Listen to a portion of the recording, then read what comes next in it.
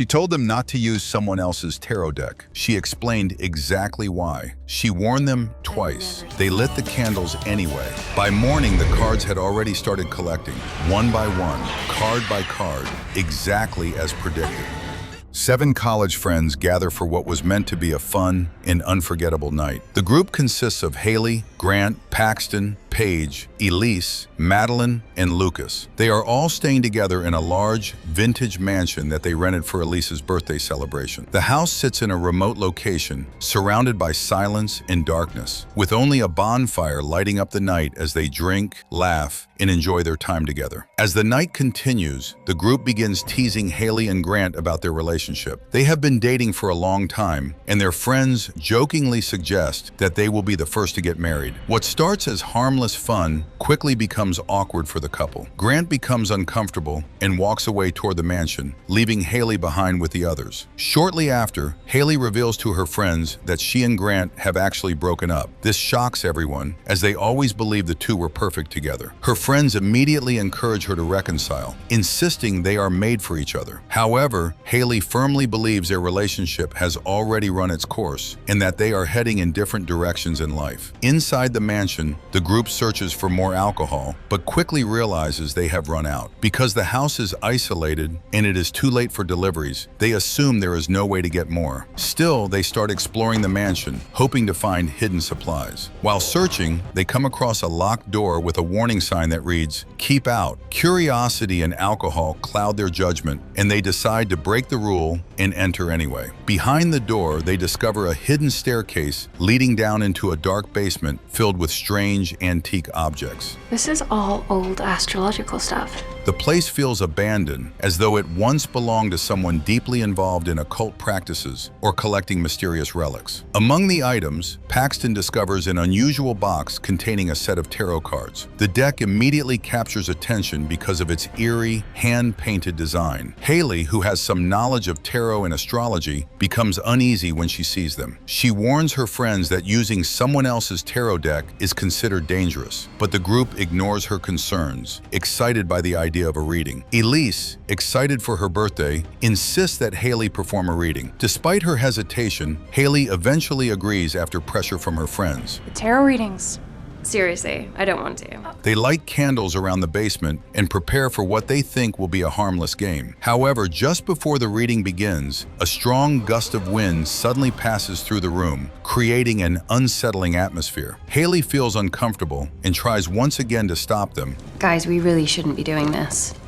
But Elise refuses to back down. Eventually, Haley begins the tarot reading. She explains that the cards are arranged in a circle representing different zodiac signs, with a central card revealing the overall fate or theme. The reading begins with Elise. She is told that she is naturally curious and ambitious, but the High Priestess card warns her that rushing ahead in life could lead to a serious downfall if she is not careful. Next is Madeline, who receives the Hanged Man card, symbolizing surrender and avoidance of problems.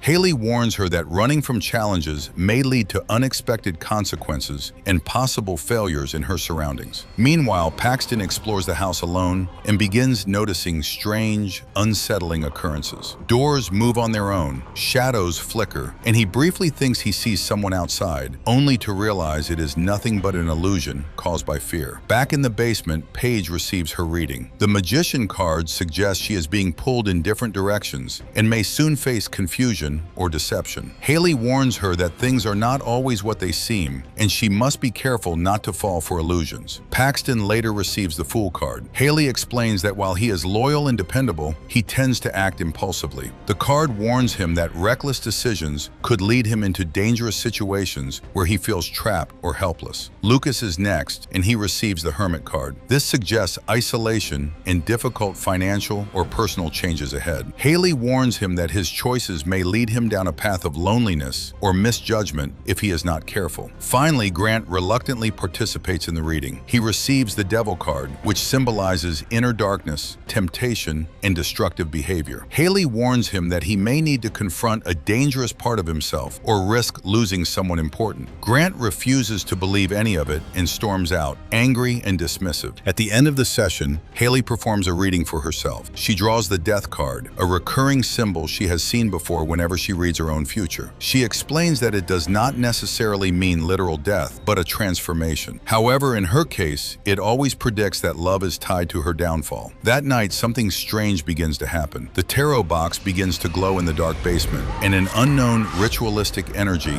seems to activate within the cards. The next morning, the group leaves the mansion and returns to campus. For a brief moment, everything seems normal again. Later, Lucas stops at a gas station where he buys a scratch card and unexpectedly wins a large amount of money. No, guys, he actually won $700. Oh, Wait, really? Oh, shit. The group celebrates this as a lucky turn of events, unaware that it may be tied to his tarot prediction. That night, Elise returns to her dorm after parting ways with Haley. She takes a shower, but when she steps out, she is shocked to find a ladder leading up to the attic that was not there before. Confused, she puts it away and ignores it. Later, she receives a call from Paige. While talking, Elise begins hearing strange noises around her room. When she turns around, the attic ladder is back again. A dark presence seems to be lurking nearby, though she cannot clearly see it. She assumes her friends are playing a prank and calls out, but no one responds. Curious and increasingly frightened, she climbs into the attic. Inside, she finds nothing unusual at first. However, suddenly the lights in the hallway go out. Candles begin lighting up on their own, revealing upside-down crosses and disturbing symbols. The High Priestess card appears again, and a terrifying figure manifests in front of her. Before she can escape, she is violently attacked by an unseen force and killed.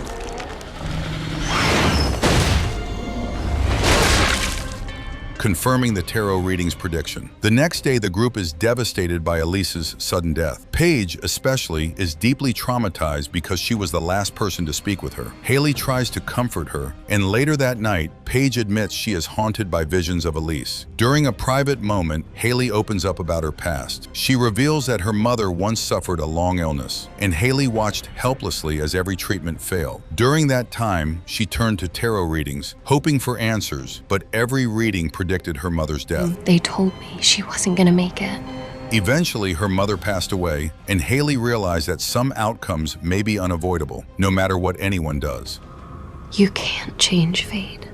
Meanwhile, Lucas experiences his own terrifying fate. While walking through a subway station, the lights flicker and reality distorts. He is chased by a mysterious figure representing the Hermit card. He eventually finds himself trapped in a restricted underground area where he sees a newspaper predicting his death. Panicked, he hides inside an abandoned train, but the entity continues to hunt him until he is eventually killed, fulfilling the tarot prophecy. As more deaths occur, Haley begins connecting the events. She realizes that Lucas's scratch card win, Elise's attic incident, and the restricted area event all match the tarot readings exactly. This leads her to believe the tarot deck is not just symbolic, but actively controlling fate.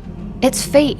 The remaining group researches the deck and discovers references to a woman named Alma Astrom, an expert in divination who may understand what is happening. Unable to reach her by phone, they decide to visit her in person. After hours of driving, they reach Alma's isolated home. At first, she refuses to speak with them, but once Haley explains that her friends have already died, Alma agrees to help.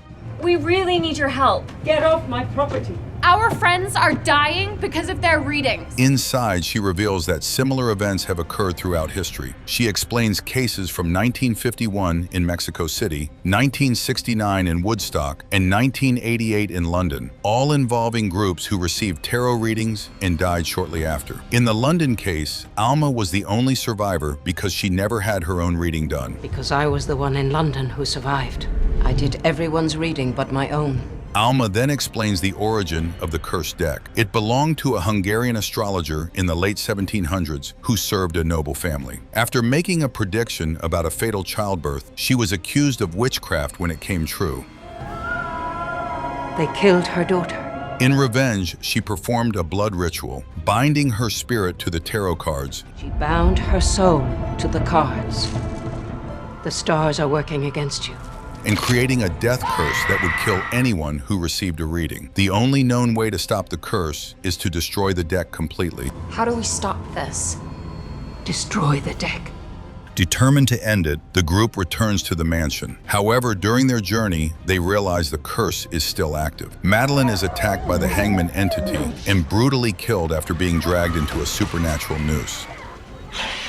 Paxton, overwhelmed with fear, separates from the group. Later, he is chased by a clown-like entity representing the Fool card. He tries to escape through an elevator, remembering his tarot warning about being trapped, but narrowly survives when the situation is interrupted. Back at the mansion, Haley, Grant, and Paige attempt to destroy the tarot cards, but fire does not affect them. Realizing they need Alma's help again, they call her. She arrives and performs a ritual to separate the spirit from the deck. I'm going to separate the astrologer spirit from the cards. However, the ritual goes wrong. The spirit of the astrologer appears and begins killing again. Alma is murdered by a vision of swords representing her card reading. The group is forced to flee as the curse intensifies. Paige is separated and lured into the basement, where she is tormented by the magician entity. She is ultimately trapped in a box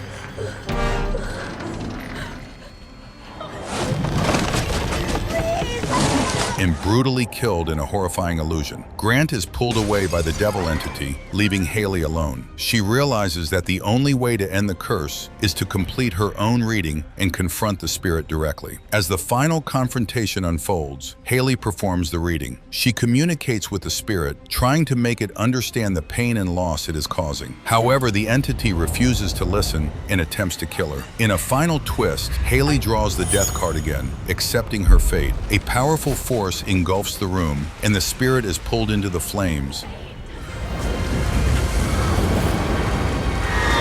finally destroyed. The curse is broken. Afterwards, Haley and Grant survive and walk away from the mansion, uncertain but alive. They soon find Paxton, who also survived his encounter thanks to a last-minute interruption that saved him from his predicted fate. The three friends reunite, relieved but deeply changed by everything they have experienced. As they drive away, it becomes clear that although the curse has ended, the memories of the tarot readings will haunt them forever.